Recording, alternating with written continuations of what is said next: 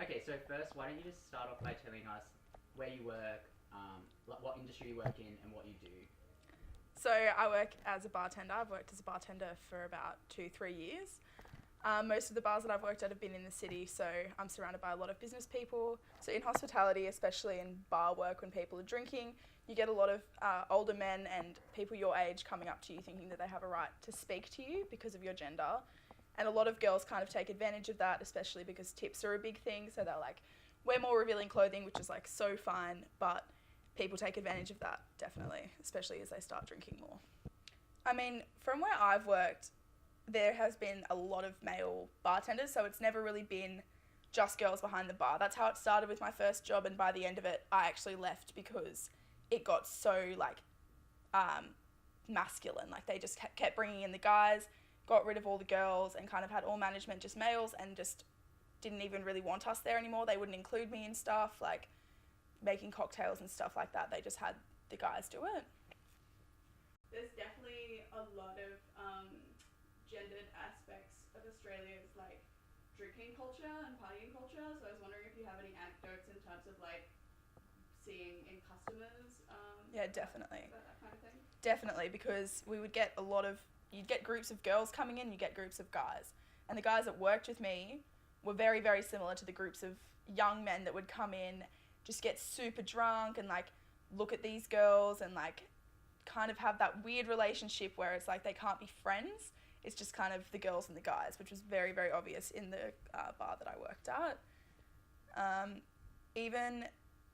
So one of my managers had told me to buy these girls drinks, so to give it to them for free, and he didn't even know them. He just wanted like to get in with them while they were there because they were going out and he was a manager giving them free drinks, which I think was just a complete abuse of power.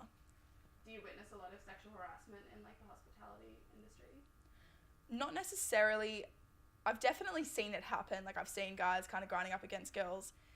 It's honestly been more what I've noticed is myself, because I would go clear tables, I would pick up glasses, guys would touch me and they didn't think, like, they thought there was nothing wrong with that.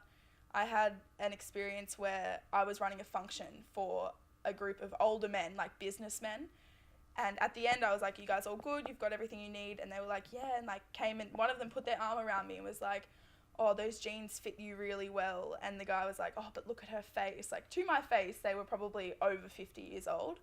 And I was just like, what the fuck? Like, suits, I see them when they come into work and I'm kind of like expecting that there's going to be a level of harassment and me being uncomfortable already just by their presence. Not even just from that experience alone, just from in general, they kind of have an like unwelcoming demeanour. Do you think that the unwelcoming demeanour and the type of behaviour that they display is kind of a stereotype of Australian drinking culture? Do you think it's because of a lack of education around the topic, and particularly sexual harassment? Do you think people aren't really aware of what sexual harassment entails in terms of making a comment like that is technically sexual harassment? Typically women understand, and you can say that to any girl and they'll be like, that's not okay. But a lot of men, especially older men, because they haven't grown up in this society where people talk about it, they just think it's normal. Even like my dad doesn't understand it, but like he would never ever want me to be involved in something like that. So yeah, I think it has a lot to do with the culture and lack of like being able to speak about it.